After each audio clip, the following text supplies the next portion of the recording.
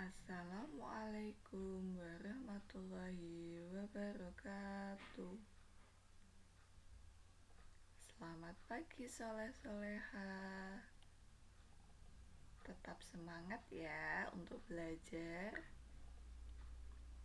Kali ini kita akan belajar bahasa Jawa. Belajar kali ini ditemani dengan Ustazah Leli.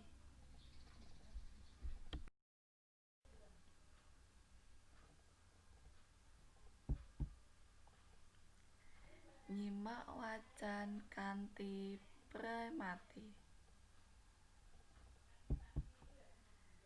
Nyimak wacan kanthi premati yaitu menyimak bacaan yang ada.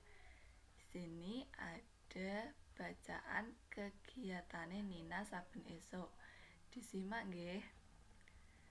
Jam 4:30 Nina wis tangi. Nina banjur wudu lan salat subuh. Nina salat bareng-bareng ing masjid. Jam 6 esuk Nina wis budhal sekolah. Nina budhal sekolah ora diterakake. Nina budhal sekolah numpak becak karo Siti. Jam 6:30 Nina wis teka ing sekolahan. Ora lali salaman lan ngambung astane Bu Guru. Jam 7 tet bel wis muni. Tandane kegiatan pesinaon diwiwiti. Sadurunge mlebu kelas, murid-murid baris kanthi rapi. Ketua kelas nyiapake baris kanca-kancane. Murid-murid banjur padha mlebu kelas. Murid-murid padha lungguh anteng. Sadurunge pesinaon diwiwiti, murid-murid maca donga. Sing mimpin maca donga ketua kelas. Nah, niku kegiatane Nina saben isuk. Kegiatane siswa-siswi saben isuk napa nggih nek teng griya?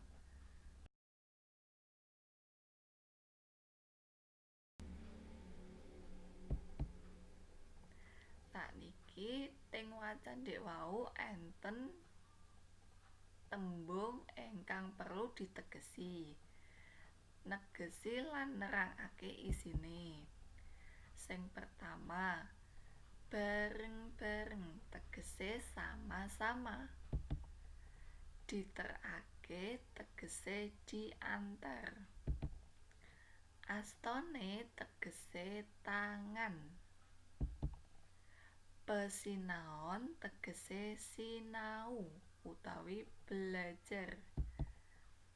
Anteng tegese tertib. Budal tegese berangkat. Teka tegese datang. Nah, sampun saged nggih negesi tembung lan nerangake isine. Mencari kata yang sulit dan menerangkan isi dari kata tersebut.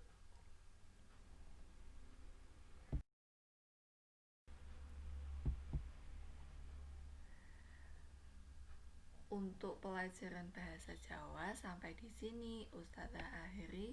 Wassalamualaikum warahmatullahi wabarakatuh. Tetap semangat untuk kita semua.